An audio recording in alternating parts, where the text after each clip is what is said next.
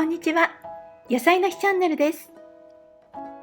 今日は野菜の日ベーカリーでよく作っていた卵と乳製品を使わないバナナクッキーをご紹介します。混ぜて丸めて焼くだけなのでとっても簡単に作れます。最後までぜひご覧ください。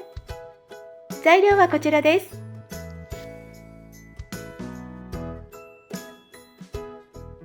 それでは作っていきます。バナナは皮と筋を取ってボウルに入れ、塊がなくなるまで潰します。バナナはできるだけ熟したものを使ってください。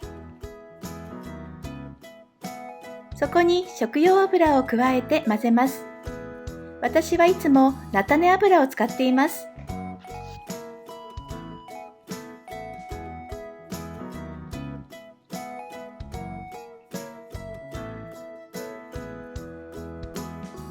きび砂糖を加えて混ぜます。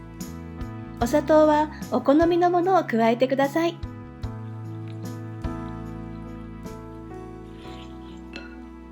塩も少し加えると味のバランスが良くなります。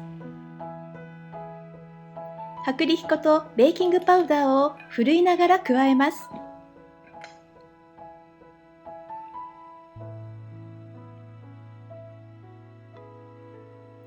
アーモンドパウダーも一緒にふるいましょう。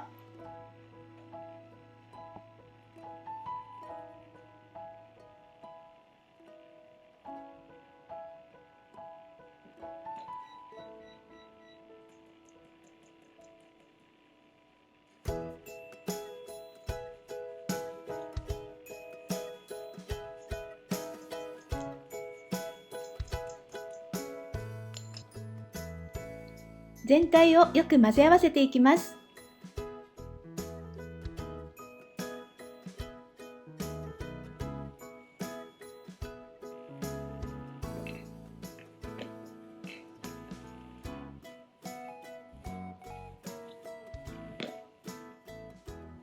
これで生地の完成です。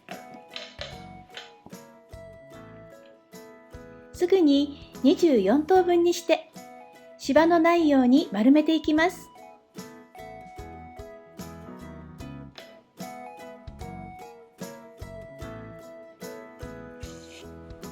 天板に均等に並べたら手で平たく押していきます。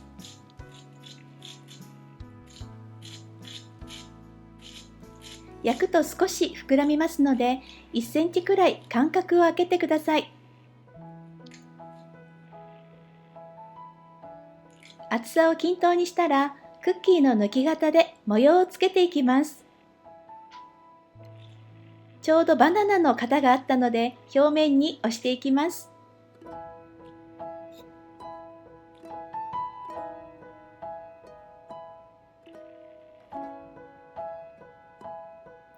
すぐに160度に予熱をしたオーブンで30分から40分焼き色を見ながら焼きます。焼き上がりです。バナナのいい香りがします。焼き上がったクッキーの中心部分を触って固く焼けていれば焼き上がりです。甘さは控えめですが、バナナの風味とサクッとした食感がとっても美味しいですよ。お子様だけでも簡単に作っていただけると思いますので、ぜひ気軽に作ってみてください。最後までご視聴ありがとうございました。次回の動画もぜひご覧ください。